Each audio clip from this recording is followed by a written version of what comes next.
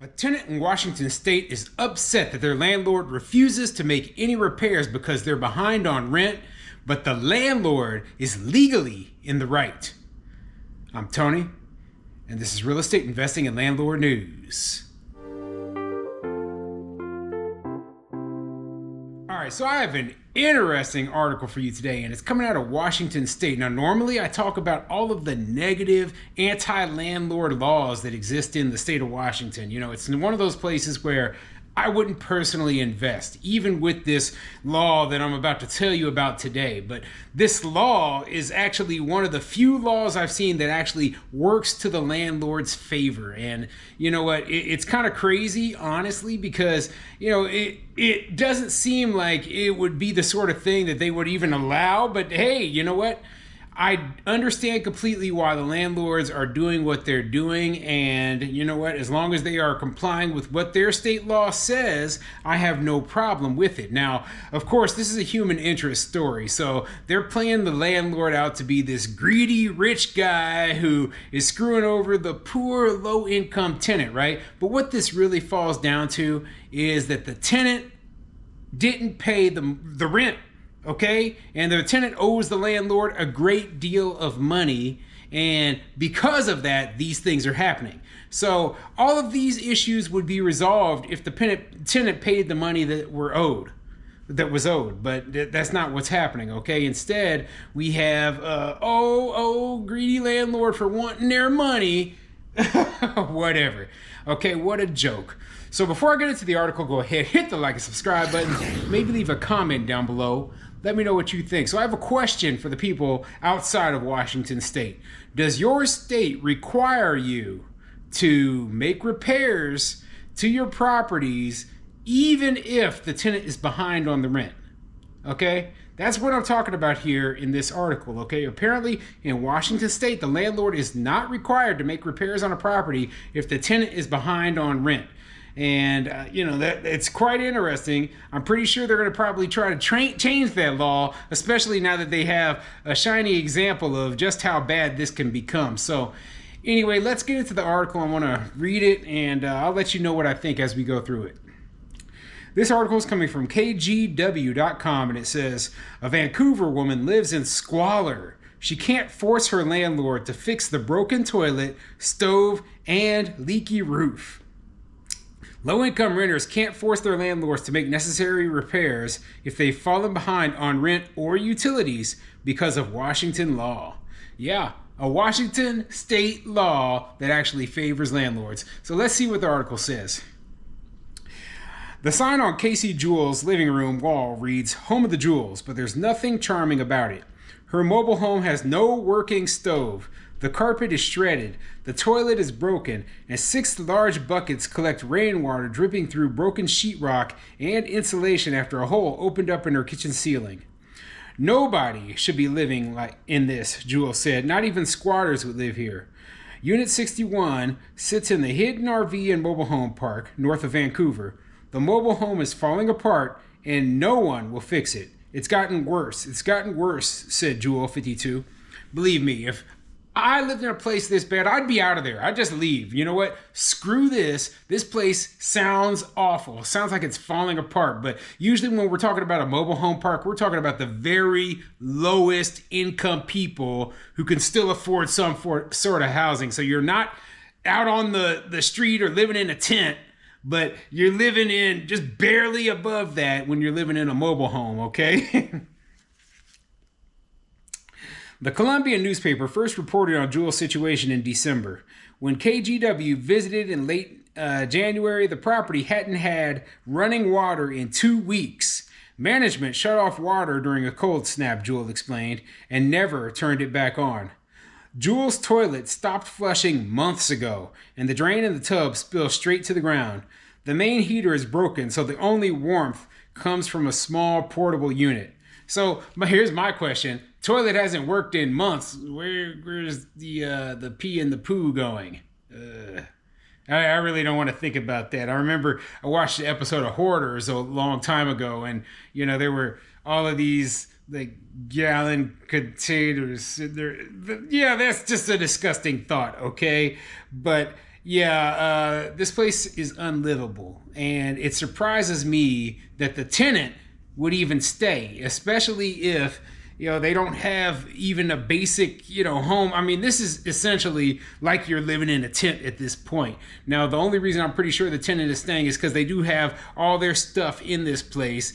Probably they don't have enough money to pay to go anywhere else, and it's four walls, I guess, and somewhat they got electricity if they've got a portable heater running in there, so it's better than nothing. But man, it sounds pretty awful, and imagine spending the winter in a place like this. It's unlivable, said Jules' 22-year-old son, Charlie. He started sleeping at his girlfriend's place because the conditions were unbearable, not to mention the smell. It's like a pungent mold smell, Charlie said. It's hard to breathe.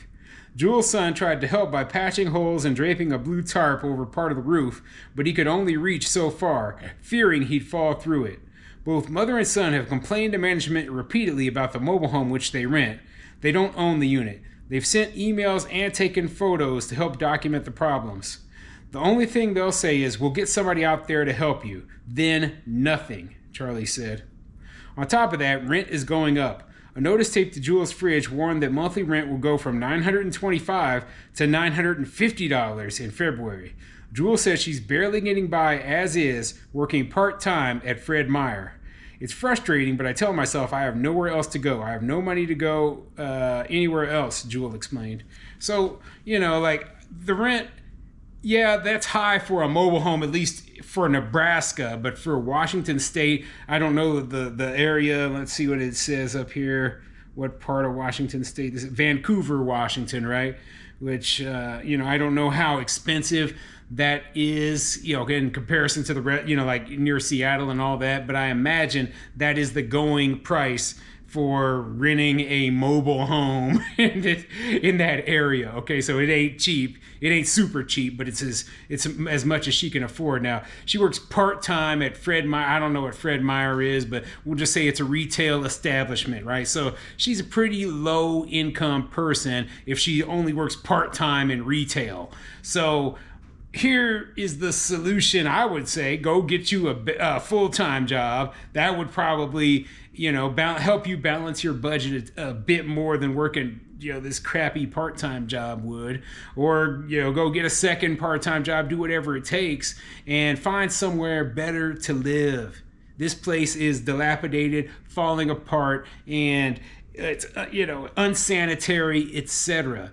And, you can blame the landlord, all you want. I sit here and I say, hey, you know what?